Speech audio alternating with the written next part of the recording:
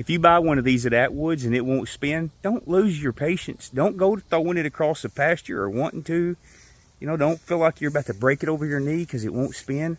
Just get you a little WD-40, spray something right there, work it back and forth, but there's no reason to let it ruin your day and want to throw it across the frickin' pasture because you drove an hour to get that thing. Now you're going to have to take it back. No, just spray it with a little WD. Let me show you how that fixes the problem right there. Here we go. See? Still ain't spinning. Piece of crap. Take it back to Atwoods. Don't buy that. What a waste of my time. Got to throw it across the pasture.